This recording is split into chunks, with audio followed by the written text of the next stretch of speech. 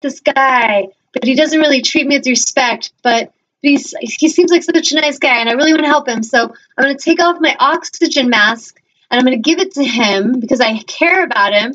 Well, I start to suffocate. Well, I start to lose my alignment, and he just takes off with my oxygen mask. And we have to stop this. This is not self-love. This is not empowered love. We have to keep that oxygen mask on at all times, keep in our alignment. And what we're here to do is not rescue and give our mask away. We're here to shine the light on others and say, hey, you need to hook up your mask, man. You need to get it back on. And so that is what humanity is needing right now. We're each needing to be redirected to get our own connection with our own source. We need to get our mask hooked back on. We need to get our alignment back. If that means you go on walks in nature, which I highly encourage every day to have nature time, if that helps you connect, you do it and you honor that and you go and you listen. And when you know what to say, you say it. If it's for you just being quiet in meditation, you do that. And there's times where we're in meditation just to be quiet and be receptive and listen so that then we know what aligned action to take. Practice that. Practice being good listeners. The gifts and the magic I have are truly from being a great listener. I am an amazing listener, and that's about it. That's really the power. That's a lot. What I do with that listening helps so many, and it helps myself as well. So it's not about thinking you got to go and become a magician and you got to learn all these tricks. No. It's really about being quiet, shutting down that chatter, and being still and receptive and listening. And you will know exactly what to say, exactly what to do, exactly what to focus on moment by moment when you become more receptive and you become more quiet and still. So any other information or feedback, guys? Yeah, Leslie is saying to your question, says there are always people who try to make you feel worthless. And yes, I did feel this way, but it is behind me now. Awesome. I'm so glad. And that the fact it's behind you means that you powerfully created that experience and you released that. And that I give you honor for that, because that takes a lot of courage to walk in new directions and not participate in that belief any longer. It takes a lot of strength. So good job, Leslie. So I was going to ask you, so somebody who is listening now or later and feels kind of maybe worthless or maybe not as worthy, what are little things that they can do right away to get them on the way to feel worthy? To get their mask back on? Yeah. Well, basically, I would say the first thing you need to do is you need to start being still and you need to go into meditation and you need to feel what you need to feel. Because a lot of times when there's all this emotional stuff that we've pushed down, we become numb. And that's very common. We become so numb. It's like we don't want to feel anything. And it takes a lot of courage to do this, but it's worth it because that stuff that you need to feel, it's old stuff. It's already done. The energies of the past. But these energies need to be addressed. They need to be felt. They need to be honored so that you can learn from them and then you can release it and you can move forward. You can move higher in vibration. I kind of refer to it as if I want to fly, if I want to go higher in vibration and I want to fly, but I have a big old backpack of bricks on my back of all the heaviness of my past that I'm dragging around every day. Energetically, this is going to be quite exhausting, and it's going to pretty much be impossible for me to fly. I'm going to try, but it's like dragging me down. So the first thing that we need to do, if you just visualize the backpack, is what? We need to figure out what the heck that backpack is. We need to shake it off, and we need to let it go because it's not us. And once we drop all that energetic, vibrational heaviness, we release it. Now, without even trying, we start floating. We start to soar because we've released all that heaviness. So I'd say that's the first thing, and I would encourage, if you feel like you're afraid and you're struggling to look into that stuff, which it can happen. There can be a lot of us that I've had clients that suppress stuff. They don't even remember their childhoods because it was so dark. They just blocked it out. I would encourage you to go and seek a healer, an aligned healer, and I would encourage you to meditate before you go into action and ask your angels to please guide you to the most aligned healer and helper who can help you clear that, help you move forward.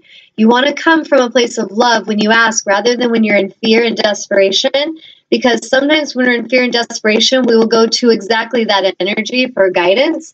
So I encourage you to really ask from a vibration of love, to be guided and to be led, and then honor that knowing and go take action and invest in that healing, invest in that clearing, because that's going to help you move forward. The next step, daily meditation. I would start that immediately after the show. If I were each of you, I would take a little bit of time to be still and quiet. 10, 15 minutes doesn't have to be this huge commitment. It's just being consistent. Every day, if you're feeling really tense, you're feeling anxiety, that your mask is off. So we can learn to feel our energy is a great way of teaching us if we're in alignment or not. If I'm feeling anxious and nervous and kind of panicky, I have a pinch in my oxygen tank, or I've actually dismantled my mask in some way. So kind of try to get this visual of the oxygen mask. You want to get that mask back on. I'm breathing again. Source energy is flowing. That is what's going to happen when you enter meditation. When you go into stillness and you release all the heaviness, all the resistance, all the fear, just that one act of releasing resistance is profoundly powerful vibrationally for you. And this is when we can just start. Maybe the beginning meditations, we're not doing anything. We're just breathing and we're releasing tension from our body. Then we can start to play with conscious creation meditation is what I call it, where I consciously go into my meditation space to create. So this is where I close my eyes and I visualize and I feel emotionally amazing it's going to feel to have that soulmate, how amazing it's going to be in that new car that I want to drive, or how amazing it's going to feel to have the house of my dreams where I have a healing room and a yoga studio, and which I manifested that in a couple days. I just visualized it, wrote in my journal to my angels exactly what I wanted. Thank you for taking care of the details. Shut the journal. It was like I ordered pizza. I was not concerned. I'm like, it's on its way. 2 days later, I was standing in this house that I now live in, that I now lead amazing workshops and healings and do all this magic here. And I honestly give myself so much credit for practicing that meditation time, and my angels so much credit, and all the earth angels so much credit who helped that dream come true. So it's not about any kind of worth or deservability or when the time is right as far as can I go and do this now. If you desire something now and you're ready for it now, you call it to you now. You become one with it now. And vibrationally, if you stay in that space, it's on its way now. It's not got to take long, but you need to stay there consistently. So if it seems like it's taken a while and that dream hasn't manifested in the fullest way yet, trust there's a reason and trust that it's on its way. And it's coming in a way that will be really amazing for your highest well-being. I always thank my guides for bringing to me what I ask for in the way that is for my highest good. That's a wise way to ask, because sometimes we could ask for something if we're in an ego place. We may be asking for something that we think we really desire and need, and it's really not what we truly need, and it can be very destructive for us.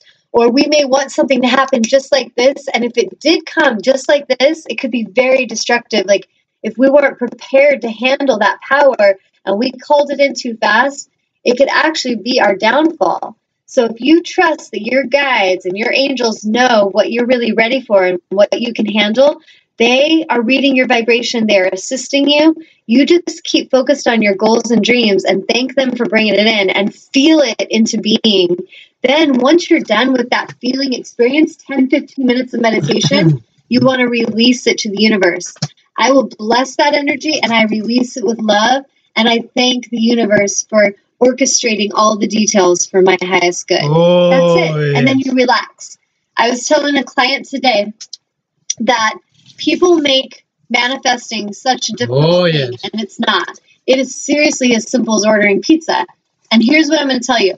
if each of you are, you know, like imagine you're at a bar and you want to order a drink, and the bartender comes over and they're like, hey, what do you want to order? And you're just like, I just want something to drink. And the bartender's like, well, would you like a Pepsi? Do you want a tea? Do you want a beer? What do you want? And I don't know. I just want something to drink. And so you kind of can get where I'm going. The bartender is probably just like, seriously, come on, girl. Like, I just want you to tell me what you want because I'm not going to read your mind. I would like you to tell me what you want me to give you, and then I'll give it to you. So when we are asking our angels and our guides for things, and we're not very specific, but I just want a car. I just want a car. Your guides are like, well, what kind of car? Be specific. What kind of car? What kind of gas mileage? What color? What do you want the interior to feel like? The more specific you are with what you want, the quicker that will manifest, because it's like ordering pizza. Hey, can I have a pizza? Yeah, I don't know, just whatever you guys want to give me. And they're going to be like, what? Like, what do you want? Okay, here's a better way. This is how most of us would order pizza. It's not a big deal. Yeah, could I get a pizza? I'd like barbecue chicken. Could you throw some onions on there and maybe some bacon bits? What the heck? I'm feeling kind of funky today. And so, yeah, and will you throw some chicken wings in there and a 2-liter of Pepsi? All right, thanks. See you later. Goodness. Hang up. You go relax. You start setting the table because you know that freaking pizza's on the way, right? We don't get so stressed about it. We're just like, I ordered my pizza. Got 10 minutes. Pizza's going to be here. Come on, kids. Let's set the table. You're ready for your pizza. This is how you need to learn how to manifest your dreams, your soulmate, the car of your dreams. All of it is that simple. You need to be specific with what you want. You need to be clear. You need to let it go and trust it is on its way. And you relax. What happens when it's our pizza, we're pretty chill about it. Even though I have met some people that would be like, oh, God, do you think the pizza's going to be on time? Do you think they're going to mess it up? What if they burn it? Like, I have met people that are that neurotic about even pizza. But if we can really realize that it's a pretty simple thing and we can focus on our dreams the same way, this is how we'll bring it in. And we don't need to worry about it arriving. We just trust it's on its way.